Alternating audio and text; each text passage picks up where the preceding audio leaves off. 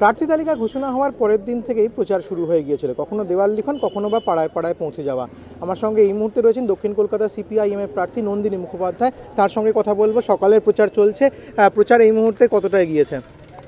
এগোচ্ছে, এলাকাটা অনেকটা বড়, সুতরাং আমি এখনো পর্যন্ত যতটা পারি পায়ে হেঁটে মানুষের কাছে পৌঁছে যাওয়ার চেষ্টা করছি।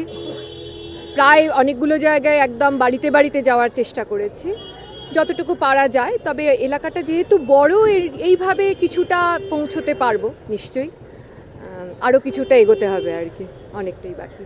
দক্ষিণ কলকাতা বলতে প্রথমেই মনে আসে যে একেবারে তৃণমূলের গড়, তো সেখানে দীর্ঘদিন ধরে তৃণমূলের দখলে রয়েছে এই লোকসভা কেন্দ্র। সেখানে দাঁড়িয়ে এবারে লড়াইটা কতটা কঠিন মনে করছেন?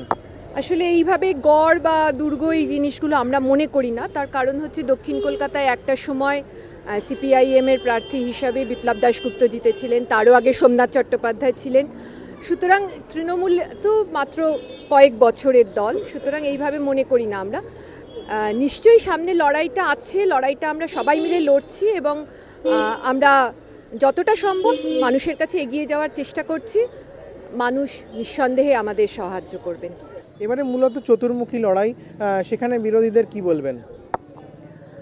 আমরা চতুর্মুখী লড়াই বা এইভাবে ব্যাপারটা দেখছি না। আবার বলছি যে ব্যক্তিগত জায়গা থেকে কোনো রকম আমরা দেখতে চাইছি না। আমরা মনে করছি বাকি তিনটি দল যারা এখানে লড়ছে, এখনও কংগ্রেস যদিও চূড়ান্ত ভাবে প্রার্থীর নাম ঘোষণা করেনি, তাহলেও বাকি যে তিনটি দল লড়ছে তাদের নীতি একই, এবং সেই নীতি সম্পূর্ণভাবে জনবিরোধী নীতি, গরিব মানুষের বিরোধী নীতি। আমরা দেখে এসেছি, আমরা বিজেপির নেতৃত্বাধীন সরকার দেখেছি, কংগ্রেস নেতৃত্বাধীন সরকার দেখেছি, এবং তৃণমূল কংগ্রেস তো এই বিজেপি এবং কংগ্রেসের সঙ্গেই ছিল। সুতরাং এদের সঙ্গে আমাদের মূল পার্থক্য হচ্ছে নীতির পার্থক্য। আমরা একটা বিকল্প নীতিকে সামনে রেখে আমরা এই লড়াইটা লড়ছি। আমরা মানুষের জন্য জায়গাটাকে, মানুষের সহায়তায় দাঁড়িয়ে লড়াইটা লড়ছি, মানুষের পাশে থাকতে চাই, এটাই আমাদের মূল জায়গা, এবং সেটা নিয়ে আমরা মানুষের কাছে পৌঁছে যাচ্ছি।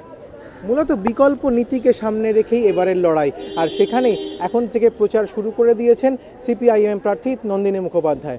সঞ্চয়ন মিত্র, এবিপি আনন্দ, কলকাতা।